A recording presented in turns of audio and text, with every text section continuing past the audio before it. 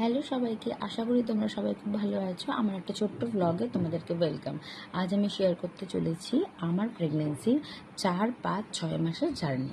তো চলো শুরু করা যাক। সত্যি কথা বলতে আমার প্রেগনেন্সির এই 3 মাস সব থেকে সুন্দর আর উপভোগ করার মতো একটা সময় ছিল। এই সময়টা আমি আমার কিছু পার্সোনাল রিজনের জন্য আমি ডক্টর চেঞ্জ করতে বাধ্য হয়েছিলাম। তো আমার মনে হয় সেটা সব থেকে ভালো একটা ডিসিশন ছিল। তো ওই ডক্টর চেঞ্জ করার পর যেন একটা জীবনে আমূল পরিবর্তন ফিরে আসলো। আমার নতুন ডক্টর আমাকে খুব সিম্পল একটা কথা বলেছিল যে হেলদি লাইফস্টাইল ফলো কর, বাস সব কিছু নর্মাল থাকবে, টেনশন নিয়ে কোনো লাভ নেই। আমার নতুন ডক্টর আমাকে কোনো কিছু খেতে বারণ করেননি, শুধু বলেছিল সব কিছু বাড়ির খাবার খা, আর না হলে হেলদি খাবার খা। তো এই ডক্টর দেখানোর পর আমি প্রথম বাইরের খাবার খেয়েছিলাম। অবশ্যই হাইজিন মেনটেন করে খেয়েছিলাম, আবার এমন না যে কেজি কেজি খেয়ে ফেলেছিলাম। হ্যাঁ, তবে আগে যেভাবে স্ট্রিক্ট ছিলাম সেখান থেকে নিজেকে একটু রিল্যাক্স করেছিলাম।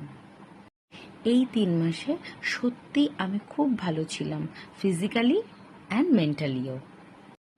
এর মাঝেই পড়েছিল আমার বার্থডে প্লাস দুর্গাপুজো, কালী পুজো, এই 3 মাসের ফেসে। তো ছোট্ট করে একটা বার্থডে সেলিব্রেশন হয়েছিল। তো খুব স্পেশাল ছিল আমার জন্য সেটা, বিকজ আমার ভেতরে যে মানুষটা ছিল সে আস্তে আস্তে আস্তে আস্তে বড় হচ্ছিল।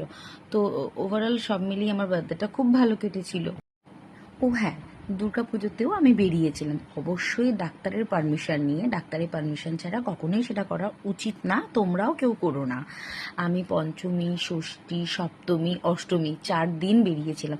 হ্যাঁ, তবে বেরিয়েছিলাম রাত 2টোয়, বাড়ি ফিরেছিলাম ভোর 5টায় ভিআইপি পাস নিয়ে। খুব ভালোভাবে কোনো রকম গ্যাদারিং ছাড়া সব ঠাকুর কমপ্লিট করেছিলাম।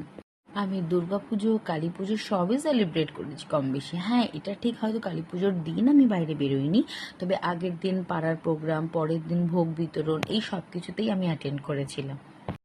এই 3 মাসে সত্যি আমি খুব ভালো ছিলাম, ফিজিক্যালি অ্যান্ড মেন্টালিও।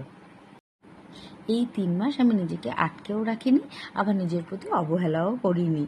আমি সত্যি বলছি, প্রেগনেন্সির এই ফেজটা আমাকে শিখিয়েছে নিজেকে খুশি থাকতে হবে, কারণ আমার মধ্যে যে ছোট্ট মানুষটি বেড়ে উঠছে, তো আমি খুশি থাকলে সেও খুশি থাকবে। আজকের জন্য এতটাই থাক, বাকিটা শুনতে হলে ফলো ফর মোর।